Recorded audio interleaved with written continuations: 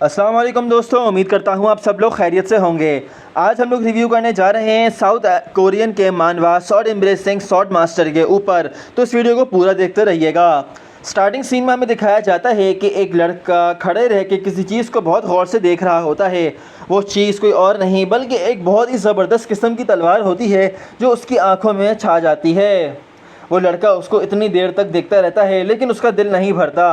इतनी देर में कोई आके उसको इंटरप्ट करता है और उस लड़की का नाम ज़मीना होता है।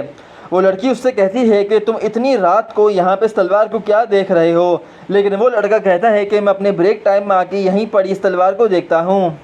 वो लड़की कहती है कि क्या तुम्हें अपने बारे में फैलते हुए रूमर्स के बारे में नहीं पता? तो वो लड़का कहता है कि मुझे ऐसा कुछ नहीं मालूम। तो वो लड़की कहती है कि गांव में ऐसे रूमर्स फैल रहे हैं कि तुम्हें अजीब व गरीब आवाज़ें आना शुरू हो गई हैं।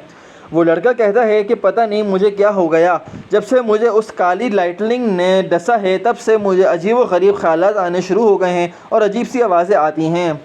वो लड़की उसको समझाती है कि तुम कुछ दिनों के लिए अंदर जाके छुप जाओ, क्योंकि जो नया चर्च का लीडर आया है वो इस बात को बहुत सीरियसली ले रहा है और कहीं ऐसा ना हो कि वो तुम्हें हमारे गांव से बाहर निकाल दे। वो लड़का कहता है कि मुझे कुछ देर और इस तलवार को देखने दो। वो लड़की कहती है कि अगर तुम्हें तलवार इतनी ही पसंद है तो तुम इसे ख़रीद क्यों नहीं लेते? अगर तुम्हारे लिए महंगी है तो मैं तुम्हें ख़रीद के दे देती हूँ। वो लड़का कहता है कि इसकी कीमत 5 गोल्ड कॉइन है। वो लड़की एकदम परेशान हो जाती है और कहती है कि एक फ़ालतू लोहे के टुकड़े के लिए 5 गोल्ड कॉइन कौन देगा? उतनी ही देर में एक बूढ़ा आदमी चिल्लाते हुए आता है और कहता है कि तुमने इससे फालतू लोहे का टुकड़ा कैसे बोला? तुम्हारी हिम्मत कैसे हुई? यहाँ से दफ़ा हो जाओ। वो लड़की कहती है कि तुम इसे एक स्लम नुमा गाँव में बेच रहे हो और इसकी कीमत तुमने 5 गोल्ड कॉइन रखी है। ज़ाहिर सी बात है यहाँ पे हम जैसे लोग ही तो आएंगे और हम 5 गोल्ड कॉइन कहाँ से लेके आएँ? अगर तुम्हें इतना ही शौक है तो इसे किसी बड़े शहर में जाके बेचो। वो आदमी एकदम तप जाता है, उसका खून सवार हो जाता है और वो कहता है कि तुम इंतहाई बदतमीज़ लड़की हो, तुम ज़रा मेरे हाथ में आओ, मैं तुम्हें सबक सिखाता हूँ।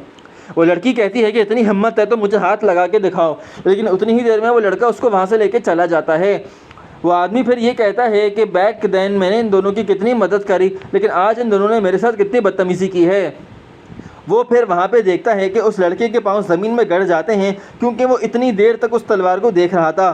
फिर वो अपनी तलवार पे गौर करते हुए कहता है कि ये तलवार कोई साधारण तलवार नहीं है, बल्कि जो भी इसको लेगा वो ज़िंदगी में बहुत आगे जाएगा। इसी तरीके से फिर हमें इन दोनों का एक बैकग्राउंड बताया जाता है कि ये दोनों एक बहुत बड़े मुल्क के एक स्लम नुमा गाँव में रहते हैं जहाँ पर दुनिया जहाँ की बदहाली और बुरी चीज़ें होती हैं।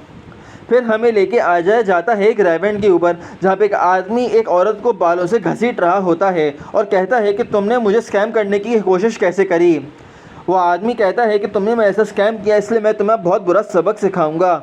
उतनी ही देर में वो लड़का वहाँ पे आ जाता है और अपना इंट्रोडक्शन करवाता है और कहता है कि मैं एक असाधारण कैंडल मेकर हूँ। वो आदमी कहता है कि तुम जाके अपनी मैडम को फ़ौरन बुलाओ, उनसे मुझे कंप्लेन करनी है।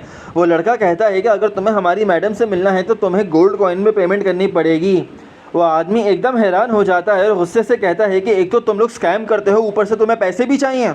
वो आदमी ये कहता है कि तुम मुझे फ़ौरन लेके आओ वरना तुम्हारे हाथों में जितनी भी कैंडल है मैं तोड़ के सारी रख दूँगा। वो लड़का कहता है कि भाई सिर्फ 5 मिनट की ही तो बात है, अगर तुम्हें इतने मसले हो रहे हैं तो तुम्हारे पास पैसे नहीं है तो यहाँ से चले जाओ। वो आदमी कहता है कि तुम्हारी इतनी हिम्मत कैसे हुई? तुम अगर स्कैम करते हो तो कम से कम तमीज़ से तो बात करो। उतनी ही देर में वो लड़का फिर ये कहता है कि हमने जो तुम्हें कैंडल बेची हैं उनका दावा ये है कि वो 5 मिनट तक जल सकती हैं। हम अभी के अभी इस कैंडल को जलाएंगे, अगर वो 5 मिनट तक जल गई तो ठीक, वरना हम तुम्हारी बात मान लेंगे। वो आदमी थोड़ा हिचकिचा जाता है, लेकिन आखिर में आके जब उस आदमी का ऑरा उसके सामने आता है तो वो फ़ौरन मान जाता है। फिर जाके उसकी कैंडल को आग लगाने की बारी आती है और फिर ये चेक किया जाता है कि आखिर वो कैंडल क्या वाकई में 5 मिनट में जल सकती है कि नहीं। वो आदमी फिर उसको देख ही रहा होता है, साथ में वो लड़की भी जिसके उसने बाल पकड़े हुए होते हैं और ऑडियंस में बाकी सारे लोग। जब वो कैंडल बुझ जाती है और क्लॉक की तरफ देखा जाता है तो पता चलता है कि 5 मिनट गुजर चुके हैं, जिससे ये बात साबित हो जाती है कि ये आदमी एक्चुअली में ख़ुद स्कैम करने वाला था और ना कि उस कैंडल मेकर ने। इतनी ही देर में फिर वो लड़का फ़ौरन उसको मारना शुरू कर देता है और कहता है कि मैंने कहा था कि अगर कैंडल 5 मिनट तक चल गई तो मैं तुम्हें छोड़ूंगा नहीं।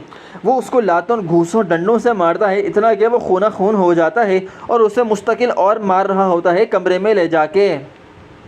इसके बाद हमें दिखाया जाता है नेक्स्ट सीन के अंदर ये सुबह हो गई होती है और नाश्ते का टाइम हो रहा होता है। वो लड़का आके फिर अपने बॉस से कहता है कि कल कुछ लोगों ने हमें स्कैम करने की कोशिश करी और एक आदमी आया था जो कह रहा था कि हमारी कैंडल्स उतनी देर तक नहीं जलती जितनी देर तक हम लोग दावा करते हैं। फिर उसकी मैडम कहती है कि हैं ये कैसे हो गया, हमारी कैंडल तो सबसे अच्छी हैं। अब वो उस लड़के को फिर टास्क मिलता है कि वो जाके पता लगाए कि आखिर ये हुआ किस तरीके से। उतनी ही देर में उसकी मैडम कहती हैं कि ये सब कुछ मैंने किया था और एक छोटा सा प्रैंक था जो मैंने खेलने की कोशिश की थी। वो लड़की कहती है कि यानी मैडम कहती है कि ये मैंने इसलिए किया था ताकि मैं थोड़े ज़्यादा पैसे कमा सकूं। उस लड़के को फिर पता चलता है कि मैंने फालतू में उस आदमी को मारा और एक्चुअली में गलती हमारी ही थी। फिर इतनी देर में कुछ और लोग आ जाते हैं जो लड़के से कहते हैं कि तुम हमें कुछ पैसे दो। वो लड़का एकदम गुस्से में आ जाता है और कहता है कि तुम लोग मुझसे इस तरीके से ज़बरदस्ती पैसे नहीं निकलवा सकते। तो वो आदमी कहते हैं कि हम फ्री में तुमसे पैसे नहीं ले रहे बल्कि इसके बदले में तुम्हें एक चीज़ देंगे। वो लड़का कहता है कि भाई तुम्हारे पास ऐसी क्या चीज़ है जिसके बदले में मैं तुम्हें इतने सारे पैसे दूँ। तो वो आदमी कहता है कि हमने एक पिक पॉकेट को पकड़ा है, ये पिक पॉकेट तुम्हारा एक बहुत अच्छा दोस्त है, तो अगर तुम चाहते हो कि हम तुम्हें ऐसे लौटा दें तो तुम हमें इसके बदले में पैसे दो, वरना हम इसके हाथ और टांगे काट के रख देंगे। वो लड़का कहता है, गुस्से में आता है और फिर कहता है कि जाओ ये लो 40 सिल्वर कॉइन्स, और वो लोग फिर उस लड़के को छोड़ देते हैं। वो ये लोग ग्रुप आपस में बात करते हुए जाता है कि मुझे पूरा यकीन था कि जब पैसे दूंगा तो ये लड़का फ़ौरन मान जाएगा। वो छोटा सा बच्चा जो बहुत ज़्यादा पिटा हुआ होता है कहता है कि मुझे माफ़ कर दो, मैं पिक पॉकेट करना नहीं चाहता था, लेकिन क्योंकि मेरे पास पैसे नहीं थे इसलिए मुझे पिक पॉकेटिंग करनी पड़ी। व्लाद कहता है कि अभी तुम यहाँ से दफ़ा हो जाओ, अगर तुम नहीं चाहते कि तुम्हारी हालत और बुरी हो, तुम्हें तुम्हारी आज़ादी मिल गई, अब तुम अपने घर पे जाओ। फिर हमें नेक्स्ट सीन में दिखाया जाता है कि एक और लड़का जिसका नाम हार्वन होता है, हूवर फैमिली का कैप्टन, वो भी वहाँ बैठा होता है और उसके हाथ की 2 उंगलियाँ और एक पैर कटा होता है। मालूम पड़ता है कि बचपन में वो भी पिक पॉकेट था और उसकी उंगलियाँ और उसके एंकल को काट के रख दिया था सज़ा के तौर पे। वो फिर व्लाद को ये समझाता है कि अगर तुम नहीं चाहते कि ऐसा कभी दोबारा हो तो उस लड़के को समझाओ कि वो दोबारा पिक पॉकेट ना करे। उसके बाद हमें ये पता चलता है कि वो जो डिस्कशन कर रहा होता है कि उसकी मैडम ने किस तरीके से कैंडल में उन लोगों के साथ स्कैम किया। इस डिस्कशन के दौरान व्लाद को पता चलता है कि इस तरीके से जब भी स्कैम किया जाता है तो वो सिर्फ तब होता है जब बहुत ज़्यादा पैसों की ज़रूरत हो, और बहुत ज़्यादा पैसों की ज़रूरत तब होती है जब एक जंग होने वाली होती है ऑर्गेनाइजेशंस के दरमियान। फिर व्लाद को पता चलता है कि अगर ऐसे ही स्कैम हो रहे हैं इसका मतलब बहुत ज़्यादा पैसों की ज़रूरत होती है। फिर उसको समझाया जाता है कि वो जब स्लम नुमा गाँव में रहता है वो टोटल 5 लोग रूल करते हैं, जिसमें सबसे पहले उसका बॉस होता है जिसका नाम जॉर्ज होता है, फिर आता है ब्लैक बेयर, फिर आता है डाइस, फिर आता है कैप्टन हूवर, और लास्ट में सबसे ताकतवर आदमी का नाम आता है वन आर्म जैक, जिसके पास सबसे ज़्यादा टेरिटरी और सबसे ज़्यादा पैसा होता है। वो उसको ये समझाता है कि फिर अचानक नेक्स्ट सीन में हमारे पास दिखाया जाता है कि व्लाद अपनी जगह पे वापस पहुंच चुका है और वहाँ पे वही वन आइड जैक आ गया है उससे बात करने के लिए। वन आइड जैक कहता है कि तुम जाके अपने बॉस जॉर्ज को बुला के लेके आओ, लेकिन व्लाद कहता है कि मैं तुमसे इंटिमिडेट नहीं हो रहा और तुम्हारी बात क्यों मानूं, इतना ही शौक है तो तुम इंतज़ार करो, वो खुद ही बाहर आ जाएंगे।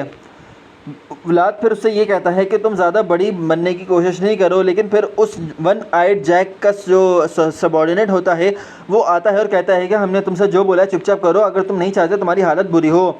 वो व्लाद के सामने पड़ी सारी कैंडल्स को तोड़ देता है और फिर गुस्से से कहता है कि अगर तुम नहीं चाहते कि मैं भी तुम्हें इसी तरीके से तोड़ूँ तो तुम जाके फ़ौरन अपने बॉस को बुलाओ।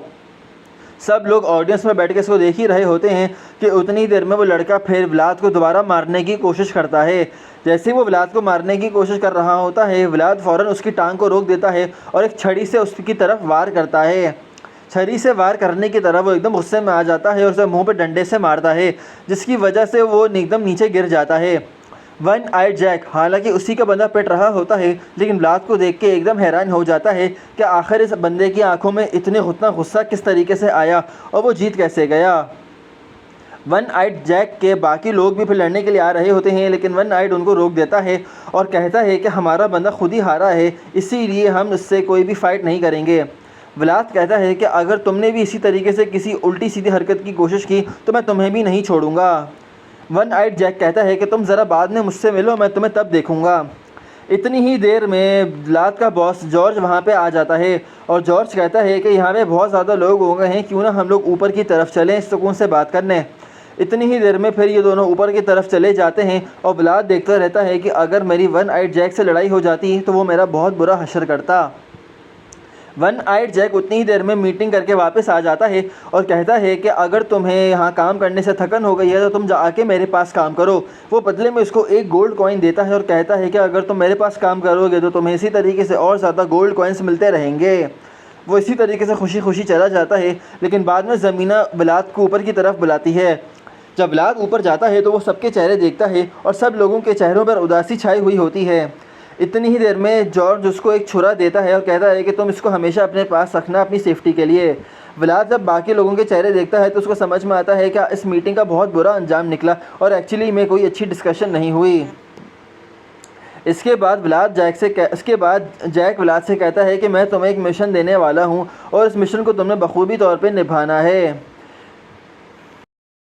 फिर हमें ये पता चलता है कि वन आइड जैक का सबसे बड़ा राइवल जॉर्ज है, क्योंकि जॉर्ज एक फॉर्मर नाइट होता था जो अब जाके स्लम एरिया में रह रहा है। इसके बाद जॉर्ज व्लाद से कहता है कि मैं तुम्हें एक टास्क देने वाला हूं जो तुम्हें भरपूर तौर पे पूरा करना होगा, इससे तुम जाके प्रैक्टिस करना स्टार्ट करो। व्लाद अपनी छड़ी घुमाने की यानी सॉर्ड की प्रैक्टिसिंग स्किल्स को प्रैक्टिस कर रहा होता है, लेकिन उसी बीच में उसको अपने जहन में अजीब व गरीब आवाज़ें आना शुरू हो जाती हैं। ये वही आवाज़ें होती हैं जिनके बारे में ज़मीना पहले कह रही होती है कि मोहल्ले में बातें फैलना शुरू हो गई हैं। हमें पता चलता है कि 1 महीने पहले जब व्लाद को ब्लैक लाइटनिंग ने मारा डसा था, तब से व्लाद को उल्टी सीधी बातें सुनाई देने लगी हैं और जब भी वो छड़ी घुमाने की प्रैक्टिस करता है यानी शॉर्ट प्रैक्टिस कर रहा होता है तो उसको शॉर्ट स्किल्स और बेहतर करने की आवाज़ें गाइड कर रही होती हैं। इसी तरीके से व्लाद जब अपनी उन आवाज़ों पर गौर करता है तो उसकी स्किल्स बहुत ज़्यादा बेहतर हो जाती हैं और वो अपना एक यूनिक मूव शॉर्ट पाथ को अनलीश कर देता है जो उसको पहले नहीं मालूम था। इसी तरीके से नेक्स्ट सीन में हमें दिखाया जाता है कि एक आदमी आता है जो अपने ब्लेड के ऊपर से खून साफ़ कर रहा होता है। आगे की वीडियो देखने के लिए चैनल को सब्सक्राइब कीजिएगा। नेक्स्ट पार्ट देखने के लिए शुक्रिया।